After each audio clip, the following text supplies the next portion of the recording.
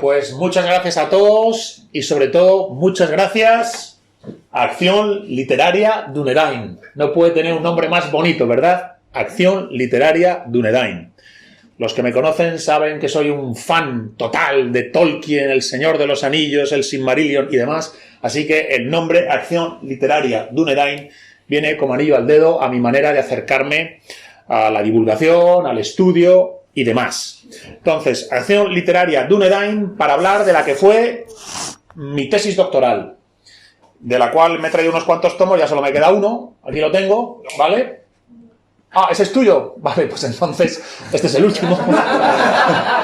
Te he visto dicho antes. Y se llamó La tradición guerrera de la Hispania céltica. La tradición guerrera de la Hispania céltica.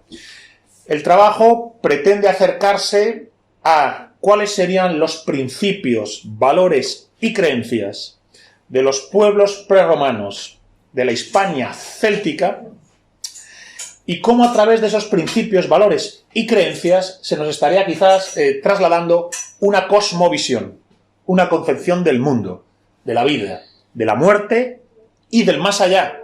Claro que sí, del más allá, porque esos pueblos prerromanos no eran hombres modernos, no vivían en el siglo XXI, en la posmodernidad, eran hombres tradicionales, es decir, su horizonte último de las cosas era siempre metafísico. No se concibe que una sociedad premoderna de la edad del hierro sea atea, o agnóstica, o materialista. Entonces, el más allá es fundamental. Bien, principios, valores y creencias de esta Hispania céltica, conforme entonces, el estudio se lleva a cabo conforme entonces a la idea de que estamos tratando de comprender una sociedad tradicional. Muchas veces los historiadores, cuando se acercan a estudiar la Edad del Hierro o cualquier época pasada, se les olvida que están estudiando a personas que no son modernas, a sociedades que no son modernas. Creemos que podemos mirar el mundo desde el ángulo moderno, no comprenderás el pasado. El pasado solo se entiende si asumes que esta gente ha hecho del más allá el horizonte de sentido, de la vida después de la muerte el eje vertebrador de todas las cosas. O te pones en ese ángulo de que hay otra vida y que esa otra vida es el argumento fundamental de todo, o no vas a comprender la manera de vivir, de actuar de estas gentes del pasado. En este caso estamos hablando de los pueblos de la Hispania céltica. Ojo, alguien podría decir, ¿y por qué se llama la tradición guerrera de la Hispania céltica y no se llama la tradición guerrera de la Hispania céltica e ibérica o de la Hispania prerromana en su conjunto? Pues porque no me daba tiempo ya a todo. Es decir, la tesis en realidad tiene que tratar de ser lo más concentrada y concretada posible. El margen aquí es muy amplio ya, la Hispania céltica. Hubiera sido mucho más tesis en el sentido como se hacen a día de hoy, más concentrada si hubiera sido la tradición guerrera de la Hispania céltica en Numancia durante la guerra con Escipión a partir de las fuentes de Apiano. Joder, ¿ves? Bien, pues esto es como mucho más amplio. Entonces, yo no entro en el libro en la tradición guerrera del mundo ibérico. Hasta donde lo he trabajado hay cierta conexión. Estamos hablando de ideas muy parecidas. Pero, como no lo he trabajado, no voy a hablar de eso aquí. Vamos a centrarnos en la Hispania céltica. Bien, hecha entonces un poco esto solo ha sido el prólogo, maldita sea, ¿eh? Joder, me voy a alargar. Normalmente soy muy rápido, me parece que me voy a alargar. Este es el prólogo. Bien, a partir de aquí. La tradición guerrera de la Hispania céltica. Primera pregunta. Vas aquí al índice, ¿no? Y te dice, primera parte, ¿qué fue la Hispania céltica? Oye, ¿qué coño es eso de la Hispania céltica? ¿Qué era eso? Bien, no vamos ahora aquí a leer el libro entero. Joder, vaya, estaríamos horas, ¿no? ¿Qué fue la Hispania céltica? ¿Cuál es la clave fundamental a esta pregunta? Bien, lo principal es comprender que la Hispania céltica son nuestros abuelos, bisabuelos, tatarabuelos, son nuestros antepasados. Para mí este es el punto fundamental que destila el estudio de qué cosa fue la Hispania céltica. Es decir, hay una continuidad a lo largo de los siglos en lo que sería el linaje, los genes, entre el mundo de celtas, íberos y celtíberos y los españoles de hoy en día. Literalmente esta gente son nuestros antepasados. a la hora de responder a esa pregunta fundamental, ¿quién soy? Conócete a ti mismo, ¿no? El oráculo de Apolo en Delfos, conócete a ti mismo. En esa primera pregunta del conócete a ti mismo, tienes que decir, ¿quiénes son mis padres, y mis abuelos, y mis bisabuelos? ¿De dónde vengo? Bien, pues ya se puede saber científicamente, a través del estudio arqueológico, histórico y de la herramienta genética aplicada al estudio arqueológico, etnológico, antropológico, histórico, celtas, íberos y celtíberos son tus antepasados. El zócalo genético, como se suele decir, fundamental de los españoles de hoy en día es esta gente de la Edad del Hierro.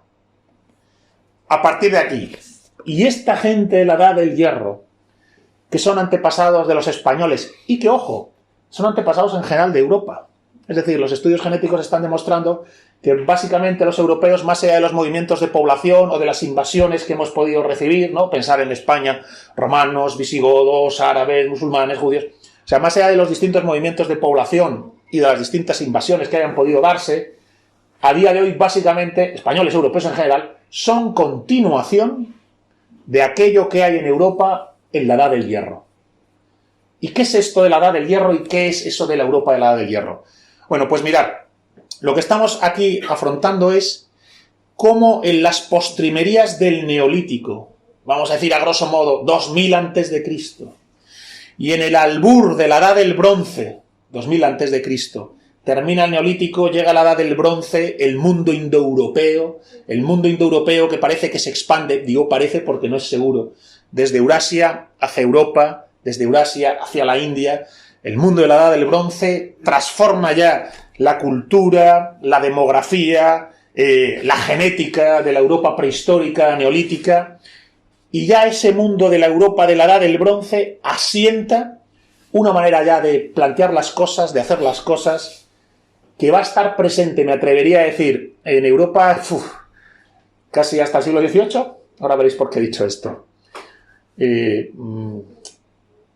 La Edad del Bronce supone que toda Europa se ve surcada, como se dice en el Museo Arqueológico de Madrid, en el panel lo pone el Museo Arqueológico Nacional, dice, una ideología guerrera recorre Europa. Es la aparición de la ideología guerrera, que en el Neolítico no encontramos. ¿Y qué es esto de una ideología guerrera? Pues una sociedad aristocrática, jerárquica, donde la jerarquía y la aristocracia se construye a través de las ideas del valor, el coraje, el honor, el combate, las armas, las espadas, las lanzas, las hachas. Bien, ese mundo de la Edad del Bronce aristocrático y guerrero, esa ideología guerrera que pone fin a la prehistoria neolítica y nos trae a lo que se suele llamar la protohistoria y que comúnmente podemos llamar la Edad de los bárbaros, es el mundo de los bárbaros, el bronce, el hierro. Bien, pues es ahí donde se va a ir decantando el proceso de etnogénesis de esta España prerromana. La España prerromana es el proceso de etnogénesis del bronce a la Edad del Hierro, cambia la tecnología, del bronce a la Edad del Hierro, se estructura de una manera más protoestatal la ciudad, el castro, el oppidum, la sociedad de jefaturas, esa aristocracia, esa jerarquía, la movilidad. No es una sociedad de castas, no es una sociedad cerrada, estamental. El valor y el coraje heroico y guerrero te permite moverte hacia arriba en la pirámide y te hace caer desde lo alto hacia lo bajo si no estás a la altura del ideal heroico. Y ahora veremos por qué hablo de un ideal heroico, porque es el principio fundamental de esa ideología guerrera. Entonces, creo que si hay que preguntarse qué fue la Hispania céltica, lo primero es, la Hispania céltica fue tus abuelos, tus bisabuelos, tus tatarabuelos, tus antepasados. En segundo lugar, ¿qué es? Es una de las provincias indoeuropeas de la Edad del Hierro. ¿Cómo que provincia indoeuropea? Claro, porque está la céltica hispánica, la céltica británica, la céltica de los galos, el mundo germánico, el mundo romano, el mundo griego. Son distintas ramas de un gran mismo tronco, el tronco indoeuropeo. Y el tronco céltico, a su vez, tiene distintas ramas. El hispánico, el galo, el britano o el de los gálatas, que son los celtas en el interior de Turquía, ¿verdad? Entonces, la Hispania céltica no es sino una de las ramas del tronco celta, que a su vez es una de las ramas del tronco indoeuropeo, que a su vez tiene dos niveles, el originario, la Edad del Bronce, y el de su plenitud, la Edad del Hierro. Y esta sería la, entre comillas, de manera romántica, la Europa de los bárbaros. Y frente a esta Europa de los bárbaros, la Europa de la civilización, el mundo grecolatino. El mundo grecolatino es la contraposición entre una civilización capaz de hacer ya Estado, capaz de hacer polis, capaz de hacer imperium, capaz de hacer hasta regnum, ¿ver? Ese sería el mundo grecolatino frente al mundo bárbaro, que carece de estructuras políticas desarrolladas para hacer lo que es capaz de hacer Roma. También lo comento en el libro, ahora llegaremos ahí. Entonces, lo fundamental, la primera parte, ¿qué fue la Hispania céltica? Es, por decirlo así, una puesta al día de la cuestión. La primera parte del libro es, pongamos al día esta cuestión. Bien, pues la Hispania céltica, a grosso modo, es todo esto que se acaba de comentar. El libro lo desarrolla, ¿no? Hablando del fenómeno hispano-céltico, de la idea de celtas y protoceltas. Esto es muy importante. ¿Quiénes no son los protoceltas? Son los indoeuropeos arcaicos, que son antesala de la celticidad de la Edad del Hierro. Y que en España los vamos a encontrar incluso en época romana, indoeuropeos protoceltas, galaicos, lusitanos, cántabros, son indoeuropeos protoceltas, son arcaicos, en su cultura están más cerca del mundo de la Edad del Bronce que del mundo de la Edad del Hierro. Los arébacos de Numancia, los celtíberos famosos, son Edad del Hierro plena, se parecen a los galos en su desarrollo. Los galos serían una celticidad muy plena. Bien, los numantinos tienen una celticidad muy plena. Los galaicos, astures y cántabros tienen una celticidad arcaica, vinculada a la Edad del Bronce. ¿En qué se nota este arcaísmo? El noroeste y el norte de la Hispania céltica está atomizado en castros. Y no hay grandes federaciones de pueblos unidas en arébacos, en bacceos o en ciudades fuertes como Numancia. Están desmenuzados y atomizados.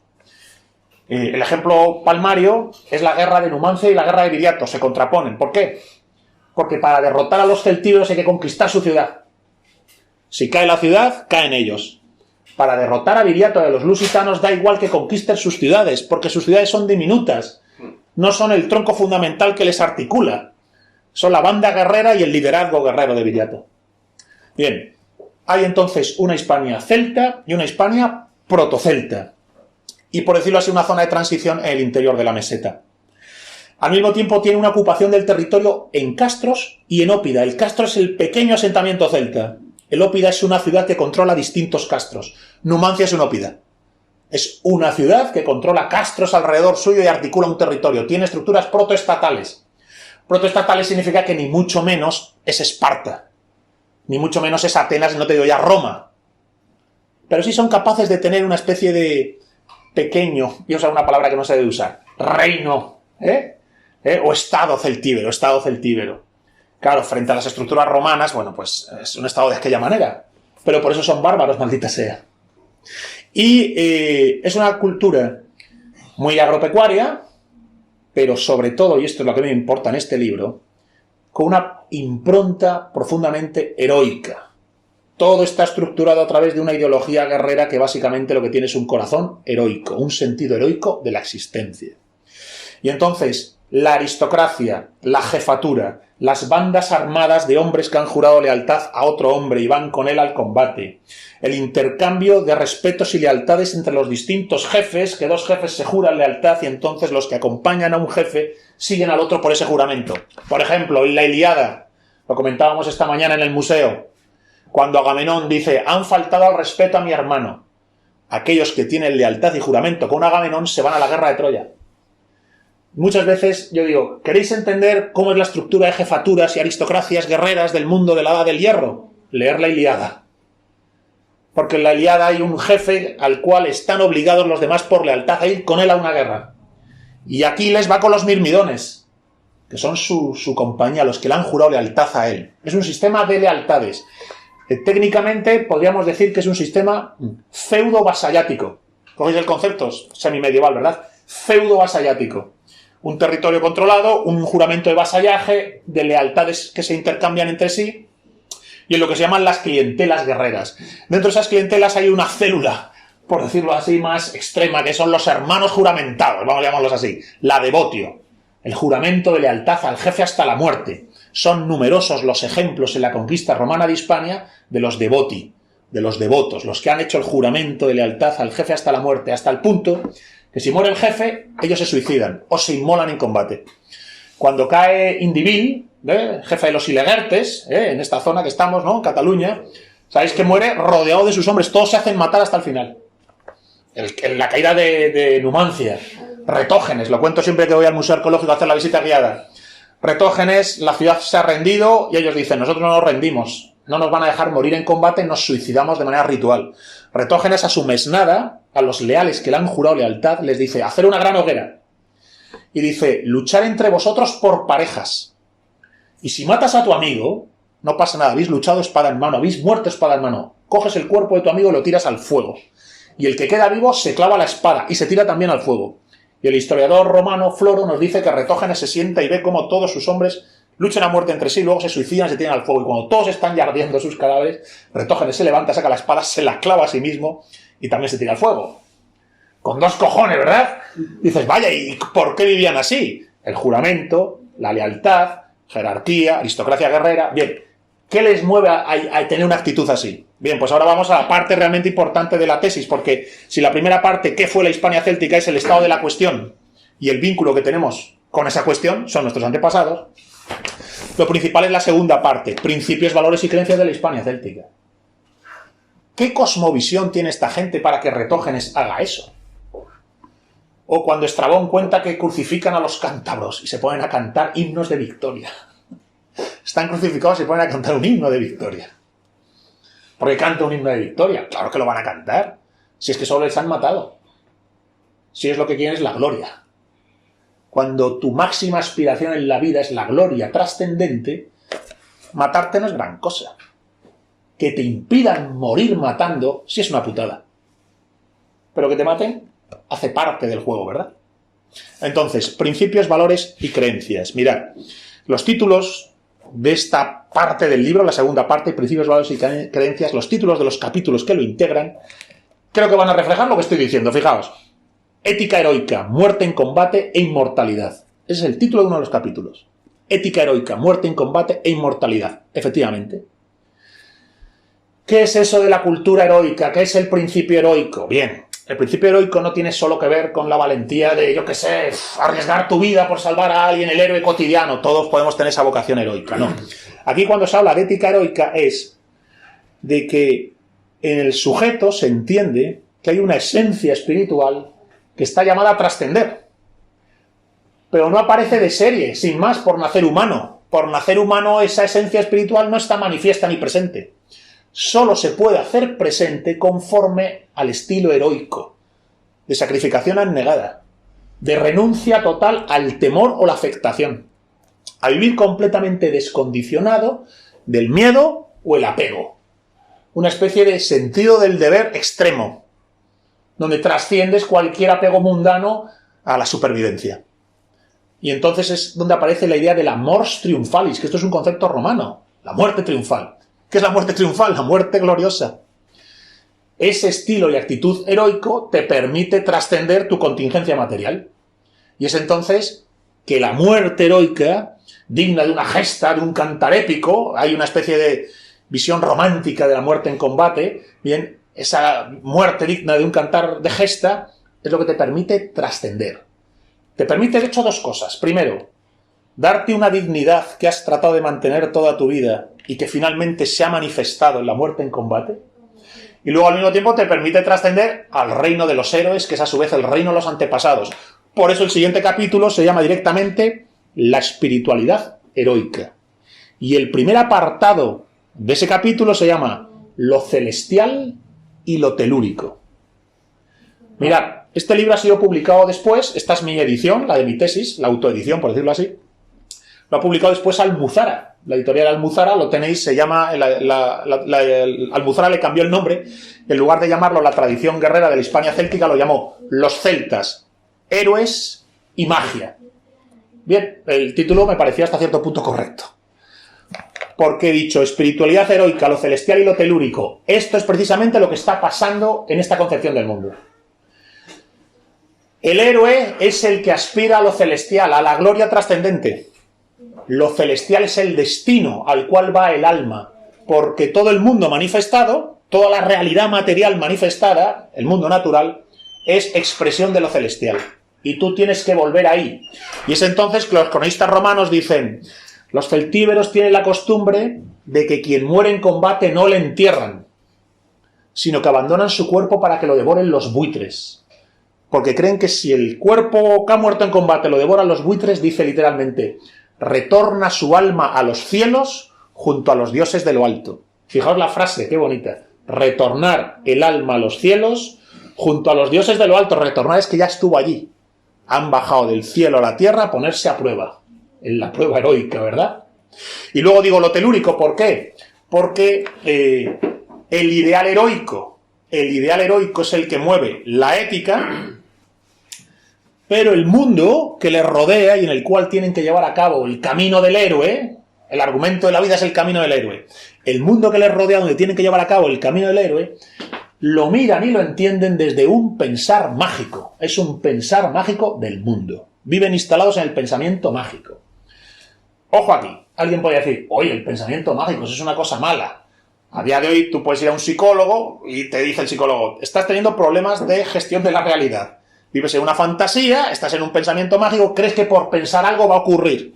Eso sería un desorden de la conducta, del entendimiento, fruto de eso que a día de hoy llaman en psicología pensamiento mágico. Bien, cuando yo digo que viven instalados en el pensamiento mágico, no quiero decir eso. No estoy diciendo que tengan fantasías que simplemente se crean que por pensarlas van a ocurrir. Como el libro El Secreto. Habéis oído hablar del libro este, ¿verdad? No, imagina algo, visualízalo y pasará bien. No están en esa paranoia, ¿ok? ¿Qué quiero decir cuando digo que viven en el pensar mágico del mundo? Que ellos entienden el mundo conforme a esa idea, vamos a decir, platónica del anima mundi. El mundo entero es como un todo con alma. Y entonces tienen alma los bosques, los ríos, los dioses son expresión del alma del cielo y de la tierra, y hay un rito, un símbolo, un ceremonial que te armoniza y te interactúa con el alma de las cosas. Es decir, su visión profundamente espiritual del hombre y su destino trascendente a través del camino heroico, les lleva a su vez a hacer una lectura espiritual de las cosas, de los buitres, de los lobos, de los osos, de las montañas, de los ríos, de las cuevas, de las cumbres, de las rocas, de los árboles. Entonces, a veces se dice, no, el mundo pagano era panteísta. No, ¿qué estás diciendo? Lo que pasa es que tiene una especie de trascendencia inmanente. Lo espiritual está inmanente, está manifestado. Y entonces por eso hay árboles sagrados o animales sagrados. No, dice el cronista romano, los buitres son sagrados para los numantinos. Son símbolo del vuelo del alma al más allá. Entonces, ese pensar mágico del mundo hace una cosa muy bonita y que tiene un trasfondo sapiencial que merece ser puesto en valor. Y es que ellos ven el mundo como una especie de conjunto de símbolos a través de los cuales hay una sabiduría de la vida, de las cosas. Cuando llueve, el agua preña la tierra, igual que el hombre preña a la mujer para que surjan los frutos. Cuando el lobo aúlla y junta al grupo, igual que tú juntas al grupo para hacer la manada. Ellos hacen esos paralelismos. Entonces, por eso, tratar de entender los principios, valores y creencias de la Hispania céltica, de la tradición guerrera, implica el ideal heroico y el pensar mágico del mundo. Que yo en el libro lo concreto, para estudiarlo, en el siguiente capítulo, que también tiene un título que creo que es como muy explicativo de todo esto. Se llama directamente La magia guerrera y la figura del lobo. Y hay uno de los capítulos que se llama literalmente Magia guerrera y licantropía. Este es uno de los temas más apasionantes que hay de la Edad del Hierro y de la Edad del Bronce. Y de los pueblos bárbaros en general. La idea de un ritual iniciático. ¿Qué significa esto? De despertar de una conciencia interior. ¿Vale? Pues usa la palabra iniciático. Bien. De carácter mágico. ¿Qué significa iniciático y mágico? De manejo de las fuerzas invisibles del mundo. Del alma de las cosas. ¿Y qué significa entonces una magia de licantropía? Del manejo de las fuerzas fieras del alma y del mundo. ¿Entendéis el simbolismo? A través de la magia guerrera de la licantropía, el guerrero se empodera de las potencias más fieras de su corazón, que están en el mundo, en las garras de un oso, en la furia de un lobo, ¿verdad? Ese mismo animal lo ha visto y ha dicho, los lobos tienen ese valor y ese coraje. Yo voy a despertar eso que está en el mundo dentro de mí. Entonces hay un rito mediante el cual tú adquieres el poder sobre eso. Y ese poder sobre esa furia te da eso que los romanos llaman la ferocitas celta, o el furor germánico, o, como dice Estrabón sobre los cántabros, la rabia bestial. Dice, los cántabros entran en combate en estado de rabia bestial. Están como enfebrecidos de furor. Pero también les da el estoicismo de la alegría en la muerte. Como esos cántabros crucificados que se ponen a cantar himnos de victoria. Hombres que han ganado. Han perdido en el mundo, en la tierra. Pero aquí todo se va a perder. El destino último de todas las cosas es desaparecer. Bien, pues si el alma trasciende ya no se pierde. Entonces, hay una esencia espiritual en el corazón del hombre. Esa esencia debe manifestarse para que el argumento de la vida tenga cumplida realización. El camino a través del cual esa esencia se manifiesta es el camino del ideal heroico. Y la manera que tienes de relacionarte con el mundo es la manera mágica. Todo lo que hay en el mundo son potencias simbólicas que puedes manejar o incorporar a tu vida. ¿Qué quiero decir también con esto? Que ese pensar mágico traslada la sensación de que para ellos la vida o el mundo no es algo que te pasa, sino es algo que haces. Y la vida entonces es entendida como una especie de como si escribieras tu propio cantar de gesta. La cultura del cantar de gesta que encontramos en la Edad Media y que en la Edad Media tiene una fuente germánica, el medievo es una germanización, ¿no?, de la decadencia de Roma, ¿no? El cantar de gesta tiene que ver mucho con el mundo germánico y es la idea de que tu vida sea digna de un cantar. Vivir tu vida como si pudiera ser una gesta heroica digna de ser cantada. De hecho, hablando de los bacceos, de los celtas bacceos del interior de la meseta, ahora no recuerdo cuál es el cronista romano, que lo dice, las mujeres se aprenden cantares épicos de héroes caídos y los cuentan y los cantan para inspirar a los hombres y a los jóvenes, como diciendo, este es el camino a seguir. Entonces, el que sigue el camino del héroe se convierte en figura ejemplarizante para su sociedad. Hay una especie de ideal ejemplarizante en aquel que sigue el camino del héroe. Y al mismo tiempo tienen las cofradías guerreras, las hermandades alrededor de esos jefes, los que han jurado lealtad a Viriato, que eran muchísimos, o los que han jurado lealtad a Retógenes, que a lo mejor no son tantos, ¿no? Pero esas hermandades Manerbun, es una palabra que se usa, Manerbun, sociedad de hombres. Esas hermandades alrededor de la jefatura del mundo feudo-vasallático tienen un ritual propio, que es el de iniciación guerrera, en el cual tenemos piezas del registro arqueológico, en este caso en el mundo ibérico, más quizás que en el mundo céltico, que apuntan en esta dirección. Hoy por la mañana en el museo las hemos visto, las páteras libatorias, donde en el centro del vaso libatorio aparece la cabeza de un oso o la cabeza de un lobo. El vaso libatorio en el que vas a hacer el rito y vas a beber el líquido, vas a comulgar con el líquido de esa pátera y en el fondo del vaso hay un lobo que te mira. Vaya joder. Bien, pues, ética heroica, espiritualidad heroica, lo celestial y lo telúrico, muerte en combate e inmortalidad, magia guerrera y la figura del lobo.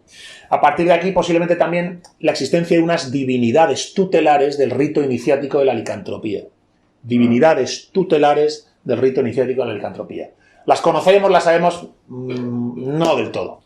Yo tengo un capítulo dedicado al dios baélico, que parece ser uno de los dioses lobo de las Manerbun, el dios baélico, el dios lobo, porque baélico sería Walio, sería como el dios lobo, Pero no se puede saber mucho más. Lo digo porque no creo posible el reconstruccionismo pagano. Si hay alguno aquí presente que piense si lo digo, no creo que eso sea posible. No se puede ser pagano así, como se dice hoy. No, yo soy vikingo, lo hemos hablado. No puedes. Hay unos restos arqueológicos, hay unos textos, unas obras, unas fuentes grecolatinas. Es muy inspirador. Te puede ayudar a articular tu personalidad, a construir tu carácter, a decir, quiero vivir en potencia heroica y pensamiento mágico. Pero no pretendas hacer un ritual de adorar a Baélico, el dios lobo de la Manerbun, porque no te lo vas a inventar y vas a hacer una patochada. ¿Vale? Ahora, principios, valores y creencias de la Hispania céltica. El siguiente capítulo es un poco decir, vale, ¿y qué fue de esta gente? ¿Qué pasó con este mundo? Porque este mundo tuvo un encontronazo en la Segunda Guerra Púnica contra cartagineses y a partir de la Segunda Guerra Púnica con Roma. Y se inicia el proceso de la conquista romana de Hispania. Dura 2 siglos. 200 años. Ojo. Julio César casi somete la Galia en 8. La conquista romana de Hispania dura 2 siglos.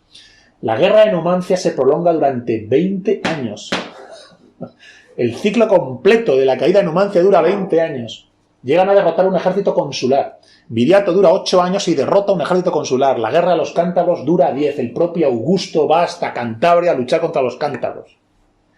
Las anécdotas aquí de actitud heroica en Hispania son muchísimas, ¿no? De que se suicidan antes que entregar las armas, que se hacen un banquete y después en el banquete se envenenan con un veneno que extraen del tejo. Esto se cuenta de los cántabros, hacen un veneno con tejo, prefieren suicidarse antes que entregarse, la muerte antes que la esclavitud. Una especie de cofradía o banda guerrera es cazada de los celtíberos por los romanos y los meten en un barco para venderlos como esclavos en Roma. Y cuando se ven en alta mar, tal, lo que hacen es hundir el barco, van en las bodegas a la España para romper el barco y hundirlo, y así cualquier cosa menos la esclavitud. Bien, pues todo eso nos está reflejando esa mentalidad. Bien, ¿pero qué fue de esta gente? Pues yo lo trato de explicar con un capítulo que se llama La sociedad de jefaturas y la idea de imperio. La sociedad de jefaturas y la idea de imperio. El mundo prerromano céltico está articulado alrededor de la sociedad de jefaturas. Bien, pues el imperio romano, que funciona como una gran sociedad de jefaturas, que a través del Alto Imperio además explota con la idea de una corona sagrada, con una figura sagrada, ¿no? El emperador, pontifex, puente entre el cielo y la tierra, da la impresión de que el Imperio Romano termina, no deliberadamente creo que lo haga, no creo que lo haga exactamente deliberadamente, su propia estructura heroica y de jefatura acaba seduciendo a esos mismos pueblos que ha derrotado. Entonces se integran en Roma, por decirlo así, a través del juramento de lealtad al emperador. O sea, no solo eres derrotado y te romanizas sin más, es que pasas a integrar las legiones de Roma o luchas con Roma como auxilia, como tropas auxiliares. Y es entonces que encuentras tropas auxiliares hispanas por todo el imperio. Y andando el tiempo ya no son tropas auxiliares, sino que ya están directamente integradas y son directamente legionarios romanos. Entonces, se puede decir que ese universo de principios, valores y creencias de la Hispania céltica, hasta cierto punto pudiera haber continuado a través de todo el sistema de lealtades que construía la legión romana. Porque la legión romana era un sistema también de lealtades, jefaturas, no era feudo vasallático, no era la clientela, no era la devotio, pero sí permitía articular eso en torno a más a un ideal, que es el ideal del imperio, que es el rey supremo, el jefe supremo. De una sociedad de jefaturas tiende al final a construir una jefatura suprema, que sería la jefatura romana. Entonces, de algún modo, podríamos decir que la ideología del imperio o la metafísica que subyace al ideal del imperium permite que esa cultura guerrera de los pueblos prerromanos y en general de la Europa bárbara termine por acoplarse a Roma. Es decir, son romanizados, pero no son exactamente desnaturalizados, por lo menos en el Alto Imperio. A partir del Bajo Imperio, que es cuando Roma va a empezar la decadencia y cuando sus tropas van a empezar a estar integradas por bárbaros que ya no vienen de Hispania, ni de Galia, ni de Britania. Van a venir ya de Germania, ¿verdad? Esto es cuando las tropas ya no tienen reclutas que vienen de sus propias fronteras, sino que vienen de fuera. Bueno, pues eso va a ser ya un proceso de decadencia importante. Yo no entro ahora en ello, pero señalarlo. El libro termina con un apartado de conclusiones que literalmente se llama El hombre de más larga memoria es el de mayor futuro. El argumento del libro. Cuanto más sepa de dónde vengo, más posibilidades tengo de afrontar el futuro. Y ahí destilo una especie de claves fundamentales de la Hispania céltica. Esas claves fundamentales os las voy a señalar, aunque solo sea en el título, porque creo que un poco casi sintetizan el trabajo. En estas claves fundamentales, la primera, la cuestión étnica. Y yo digo, afirmamos la existencia en el marco de la Hispania prerromana de una Hispania céltica. Un mundo hispano-céltico que se extendería por el tercio norte y el noroeste, las mesetas y el interior, la fachada atlántica y gran parte del valle del Ebro. Un amplio territorio de celticidad hispánica, que aun diversa y heterogénea y dotada de particularidades propias, formará parte legítima y de manera fundamental de la céltica europea. La céltica europea incluye una provincia que sería la céltica hispánica. Y este mundo hispano-céltico, esta provincia, son abuelos, antepasados nuestros. Segundo punto, la cuestión socioeconómica. Es una sociedad aristocrática, guerrera, de jefaturas, organizada en torno a los castros y en torno a Lópida, que es la ciudad. En el noroeste, atomizada en castros. En la meseta y sobre todo en la Celtiberia, con estructuras protoestatales. Y una cultura agropecuaria entreverada de esa ideología guerrera. Y en esa ideología guerrera, la cuestión de las élites. Al frente de esta sociedad, una élite guerrera. ¿Cómo se forma parte de la élite? Demostrando mérito en el ideal heroico. No recuerdo ahora, el autor no quiero decirlo porque me voy a equivocar, pero me gustó la frase, es: en las sociedades de la Edad del Hierro se dice, no se tiene autoridad sobre otros hombres por poseer bienes materiales, sino que, porque tienes autoridad sobre otros hombres, llegas a tener bienes materiales. Fijaos qué diferencia, ¿eh? La riqueza no te da autoridad, sino que haber generado autoridad atrae la riqueza. Y ojo, encima, y esto es muy importante porque está muy estudiado, el jefe que recibe la riqueza, ¿qué obligación tiene? La misma que tiene el Cid en el Cantar. Redistribuir la riqueza entre sus seguidores. ¿Recordáis el Cantar de Mio Cid? Cuando dice, este caballo es para ti, Albarzáñez, y esto para ti, y reparte entre sus hombres. Técnicamente le llaman el jefe redistributivo. El jefe, en este ámbito, tiene una función redistributiva. Viriato se caracteriza, por las propias fuentes romanas, dicen, todo lo daba a sus hombres. Él apenas que necesitaba nada.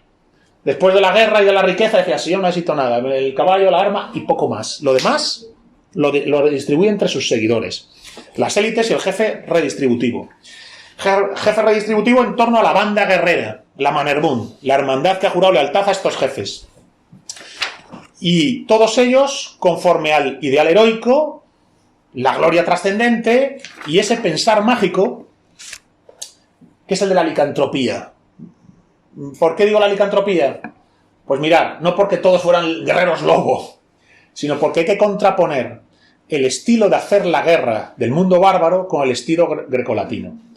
A ninguno le falta valor y coraje, a ninguno de los dos, pero da la impresión de que el mundo bárbaro contempla el combate de una manera mucho más heroica, al modo homérico. El hombre contra el hombre, la furia, el valor. Mientras que Roma lo ha disciplinado en la legión, donde el centurión con el pito y la vara, ¡paja!, impide que nadie se deje llevar por el furor y luche. Y luego, pues, la cuestión de la integración de las bandas guerreras en el Imperio Romano. Estas propias sociedades de jefaturas, estas propias bandas, terminan por integrarse en el mundo de jefaturas supremas, que es el emperador. Entonces, el libro al final está dándonos como una especie de repaso general, no solo a qué fue la Hispania céltica y qué cosa fue la España prerromana, sino también en su manera de pensar, cómo funcionaban, cómo se articulaban y sobre todo qué te pueden enseñar al hombre de a día de hoy. Bien, pues, ¿qué nos aporta todo esto? Pues para mí, lo fundamental de estudiar la Europa bárbara ancestral, claro, cada época de Europa es valiosa, todas son igual de valiosas para entender el conócete a ti mismo, para desarrollar el conócete a ti mismo. ¿Qué es lo que me interesa a mí de aquí? ¿Qué es lo más importante? Bueno, pues que pone sobre la mesa dos cartas que el mundo moderno no soporta, que es el ideal heroico y el pensar mágico del mundo. El ideal heroico que supone, quiero trascender, aquí estoy de paso, la única vida verdadera es la otra, la vida es la prueba del héroe, o asumo mi camino en este mundo como la prueba de un héroe en el bosque oscuro, como dice Joseph Campbell, ¿no? En el bosque oscuro la prueba del héroe, o mi vida es desperdiciada.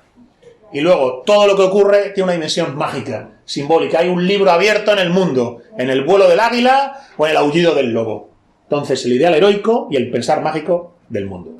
Y ahora, para concluir, después de que termine, si queréis, podemos hacer una pequeña tertulia, preguntas, etcétera. Creo que es, si os parece, no sé. Pero dejadme que os lea algunas cosas, porque el libro viene detrás con unas citas literales del mundo grecolatino. Y la verdad es que el libro, pues, no quiero leerlo, a mí no me gusta leer, soy un petardo. Bueno, pues por lo menos lee las citas, porque creo que sintetizan mucho. Mira, dice así. Esta es de Silio Itálico, dice: les es un honor morir en combate y un sacrilegio incinerar el cuerpo de los caídos en la batalla, pues creen que estos son retornados a los cielos, junto a los dioses de lo alto, si los buitres hambrientos devoran sus cuerpos yacentes. Otra cita, de Diodoro: les era preferible morir luchando con gloria que despojados de sus armas, sus vidas fueran entregadas a la más abyecta esclavitud.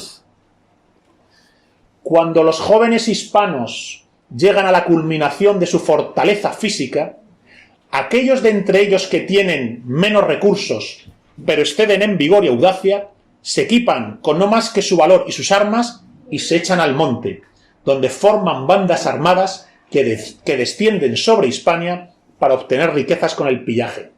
¿Qué os parece eso? Los jóvenes se juntan y dicen, bueno, pues nos vamos por ahí a liarla. Mad Max. Dice, existe entre los hispanos la costumbre de que los hombres que forman la guardia personal del general mueren con él si éste sucumbe en combate. Los bárbaros de Hispania lo llaman el supremo sacrificio. Si muere el jefe, se quitan todos la vida. Fijaos, esto ya estoy terminando. El funeral de Viriato. El funeral de Viriato yo creo que debería enseñarse en las escuelas. Es increíble, ahí está todo. En la idea de lo que hacen con el cuerpo de Viriato se te está diciendo qué pensaban de la vida y de la muerte, dice. Tras haber adornado a Viriato del modo más espléndido, le prendieron fuego sobre lo alto de una pira y le inmolaron numerosas víctimas. Por secciones la infantería y la caballería marcharon alrededor del cadáver. Iban entonando cánticos al modo bárbaro, cantos de guerra. Y dice, y todos se sentaron en torno a la pira funeraria hasta que el fuego se extinguió. Vaya, el funeral de Viriato. Y dos más, que creo que cierran todo lo que he podido decir hasta ahora. Esta a mí me encanta y también debería estar en el frontispicio de algunas hermandades que pretenden... No, bueno, pues fíjate en lo que se dice de tus antepasados. Dice, se cuenta que algunos de los que viven en el interior de la meseta viven como espartanos, ungiéndose 2 veces al día con grasa, utilizando saunas de piedras candentes, bañándose en agua fría y tomando una sola vez al día alimentos puros y sobrios, como en un constante endurecimiento del cuerpo y el alma. Una ascesis guerrera, ¿lo ves? Al modo espartano. Y finalmente, para terminar, la cita de Estrabón, que a mí me encanta. Se cuenta también de los cántabros este rasgo loco de heroísmo, que habiendo sido crucificados, estos murieron cantando himnos de victoria. Muchas gracias a todos, fuerza y honor.